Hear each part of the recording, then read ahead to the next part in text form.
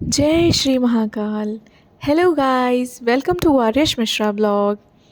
अब हम महाकाल ज्योतिर्लिंग के दर्शन करके उज्जैन से ओमकारेश्वर ज्योतिर्लिंग की तरफ जा रहे हैं। अभी सुबह के 8:30 हो रहे हैं और हम लोग अपने अगले सफ़र के लिए निकले हैं।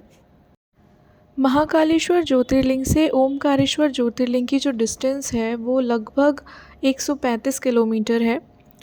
सिंगल रोड है और बहुत टर्निंग है और ट्रैफिक भी बहुत ज़्यादा रहता है, तो उसको कवर करने में अराउंड 3.5 घंटे लग जाते हैं। तो हमें पहुंचने में 12:30 बज जाएगा।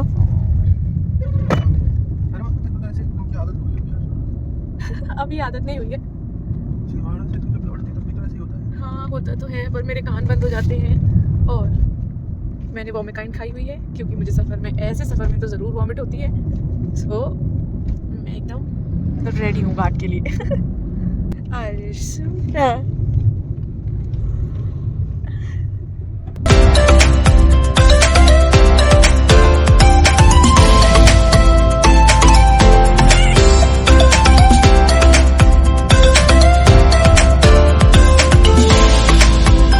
जी, कहाँ जा रहे हो तुम? कहाँ जा रहे हो? कहाँ? इधर। ओमकारेश्वर ज्योतिर्लिंग जा रहे हो तुम? हाँ, कितनी दूर रह गया? कितनी दूर है? पापा से पूछो कितनी दूर है? 26 किलोमीटर। अरे वाह, अब तो थोड़ा ही रह गया। पूछी गागा गागा, ये कितनी सारी गागा गागा है। कई गागा कैसे करती है गागा? अम्मा। और पूछी लायन कैसे करता है? और मंकी कैसे करता है? और पूछी कैट कैसे करती है? माम। और डॉग कैसे करता है? भा। और बकरी कैसे करती है? कैसे? नहीं, मैं करती है कैसे?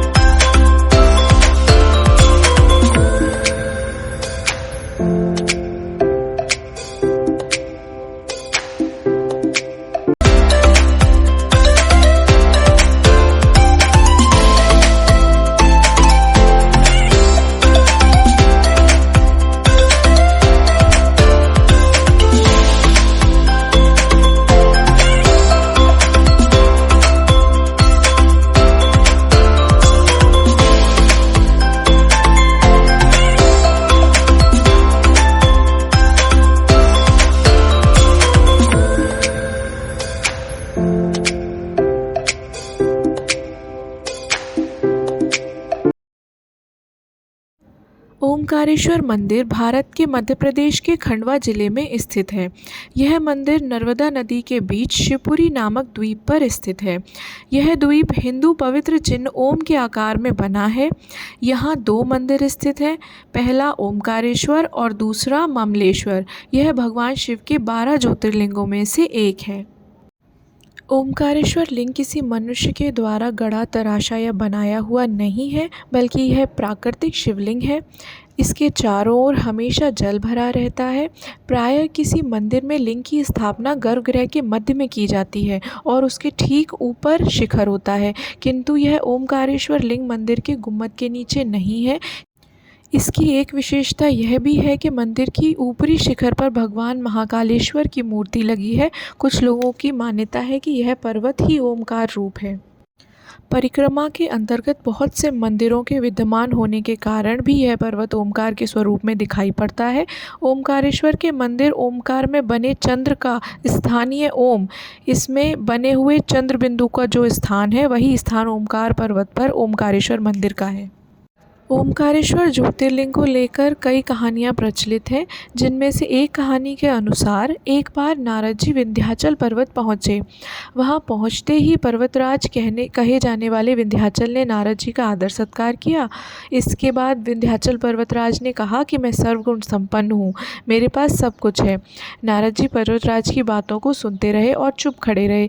जब पर्वतराज की बात समाप्त हुई तो नारद जी ने उनसे बोले कि मुझे ज्ञात है कि तुम सर्वगुण संपन्न हो, परंतु फिर भी तुम सुमेरु पर्वत की भांति ऊंचे नहीं हो। सुमेरु पर्वत को देखो, जिसका भाग देवलोकों तक पहुंचा, परंतु तुम तो कभी उस तक नहीं पहुंच सकते।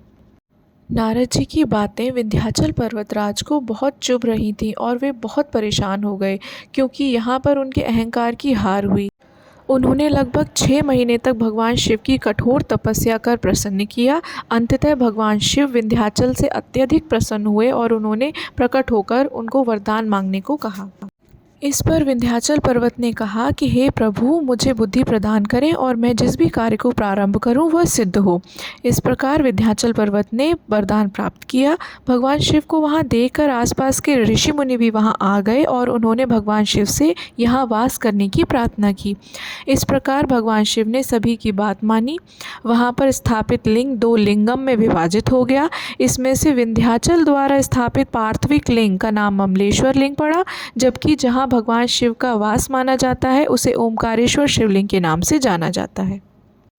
नर्मदा किनारे जो बस्ती है उसे विष्णुपुरी कहा जाता है। यहाँ नर्मदा जी पर पक्का घाट है। नाव के द्वारा नर्मदा जी को पार करके यात्री द्वीप में पहुँचता है। उस ओर भी पक्का घाट है। यहाँ घाट के पास नर्मदा जी में कोटि तीर्थ या चक्र तीर्थ माना जाता है। यहीं स्नान करके यात्री सीढ़ियों से ऊपर चढ़कर ओमकारेश्वर मंदिर में दर्शन करने जाते हैं। धार्मिक दृष्टि से टापू में ओमकारेश्वर की एक छोटी और एक बड़ी 2 परिक्रमाएं की जाती हैं। जो भी व्यक्ति इस परिक्रमा को करता है उसे ओमकारेश्वर क्षेत्र की संपूर्ण तीर्थ यात्रा करने में 3 दिनों का समय लगेगा। द्वीप में कोटि तीर्थ पर स्नान करने के बाद कोटेश्वर महादेव, हाटकेश्वर, त्र्यंबकेश्वर, गायत्रीश्वर, गोविंदेश्वर तथा सावित्रेश्वर आदि देवों के दर्शन किए जाते हैं। तदनंतर भूरीश्वर, श्री कालिका माता और 5 मुख वाले गणपति सहित नंदी का दर्शन करने के बाद ओमकारेश्वर मंदिर महादेव का दर्शन प्राप्त होता है। ओमकारेश्वर मंदिर में सुखदेव जी, मांधांतेश्वर, मनागणेश्वर, श्री द्वारिकाधीश, नर्वदेश्वर भगवान, नर्मदा देवी, महाकालेश्वर भगवान, वैद्यनाथेश्वर, सिद्धिदेश्वर, रामेश्वर, जालेश्वर आदि का दर्शन करने के बाद विशल्या संगम तीर्थ पर विशलेश्वर का दर्शन किया जाता है। ओमकारेश्वर तीर्थ क्षेत्र में 24 अवतार, माता घाट, सीता वाटिका, धावड़ी कुंड, मार्कंडेश्वर शिला, मार्कंडेश्य संन्यास आश्रम, अन्नपूर्णाश्रम, विज्ञानशाला, बड़े हनुमान, खेड़ापति हनुमान, ओमकार मठ, माता आनंदीमय आश्रम, ऋणमुक्तेश्वर महादेव, गायत्री माता मंदिर, सिद्धनाथ गौरी सोमनाथ, आड़े हनुमान, माता वैष्णो देवी मंदिर, चांद सूरज दरवाजे, वीरखला विष्णु मंदिर, ब्रह्मेश्वर मंदिर, सेगांव के गजानन महाराज का मंदिर, काशी विश्वनाथ, नरसिंह टेकरी, कुबेश्वर महादेव, चंद्रमौलेश्वर महादेव के मंदिर भी दर्शनीय हैं। नाव से सभी देवी देवताओं को प्रणाम करते हुए हम ओमकारेश्वर मंदिर पहुंच गए हैं। मंदिर में बहुत भीड़ होने के कारण हम शीघ्र दर्शन वाली पर्ची कटाएंगे। ओमकारेश्वर मंदिर के दर्शन के लिए शीघ्र दर्शन की पर्ची 300 रुपये पर पर्सन होती है।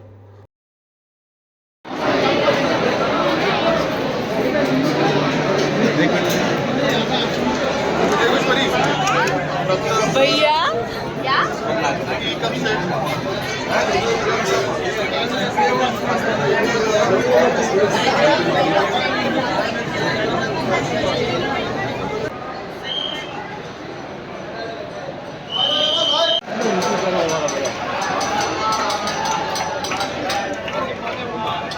शीघ्र दर्शन के लिए जो प्रवेश द्वार होता है वो भी अलग होता है। ओमकारेश्वर ज्योतिर्लिंग के दर्शन हेतु नर्मदा पर बने पुल के माध्यम से उस पार जाना होता है। नर्मदा नदी के बीच मंधाता और शिवपुरी नामक द्वीप पर ओमकारेश्वर का पवित्र धाम बना हुआ है। बताया जाता है कि जब भगवान शिव का ज्योतिर्लिंग यहाँ विराजमान हुआ था तब नर्मदा नदी यहाँ स्वयं प्रकट हुई थी। ऐसी आस्था है कि भगवान शिव के पवित्र ज्योतिर्लिंग के दर्शन हेतु पहले नर्मदा में डुबकी लगानी पड़ती है, जिससे भगवान शिव प्रसन्न होकर अपने भक्तों की हर मनोकामना पूर्ण करते हैं। ओमकारेश्वर ज्योतिर्लिंग को लेकर एक और कथा प्रचलित है। बताया जाता है कि ओमकारेश्वर धाम मंधाता द्वीप पर स्थित है। मंधाता द्वीप के राजा मानधाता ने यहाँ पर्वत पर घोर तपस्या की थी, जिससे प्रसन्न होकर भगवान शिव प्रकट हुए। तब राजा ने वरदान स्वरूप में यहाँ निवास करने का वरदान मांगा, जिसके बाद राजा के वचन अनुसार यहाँ पवित्र ज्योतिर्लिंग के रूप में भगवान शिव विराजमान हुए और राजा के राज्य में रहने वाली हर जनता की सुरक्षा और रक्षा भगवान शिव स्वयं करते रहे।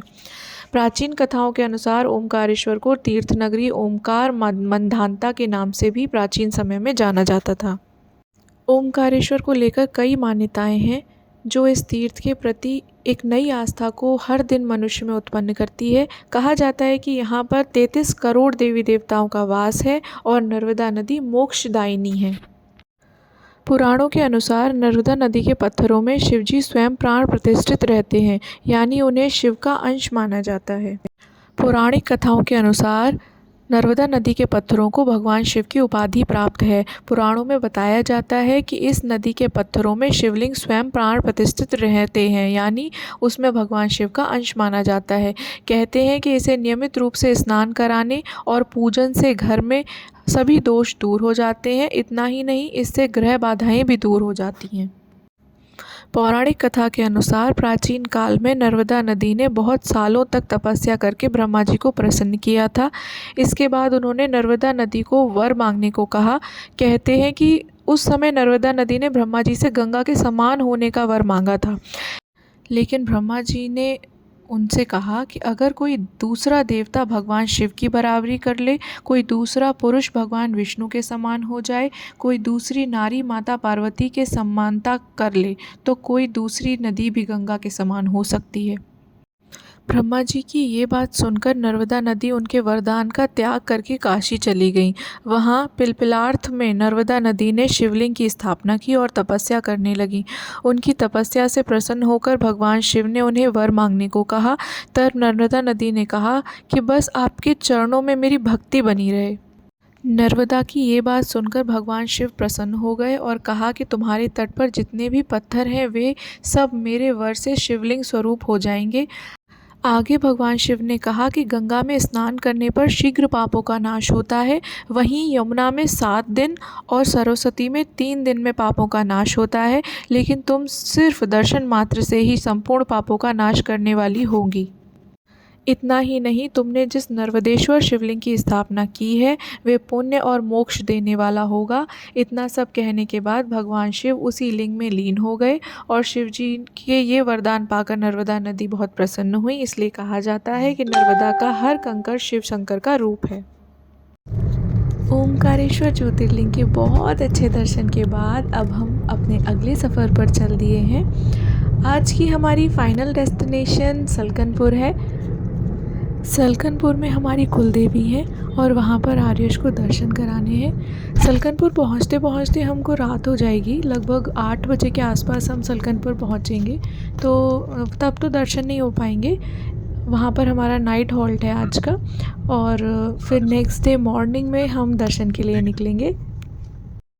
रास्ते में चलते चलते हमें एक ये डैम दिखाई दिया जो कि बहुत बड़ा है, और ये इंदिरा सागर विद्युत परियोजना है।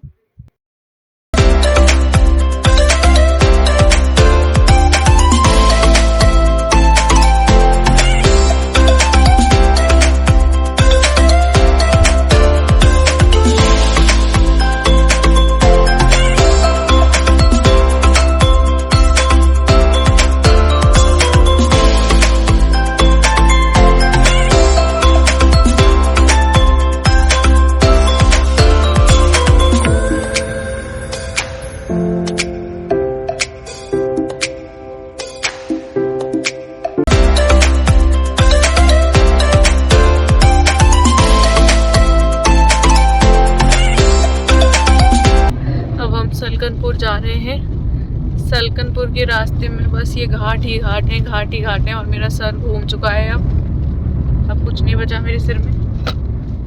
और आज सो रहा है लुढ़क लुढ़क के बेचारा।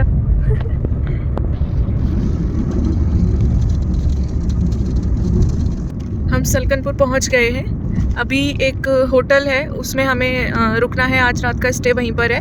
फिर सुबह अर्ली मॉर्निंग हम लोग देवी माँ के दर्शन के लिए निकलेंगे।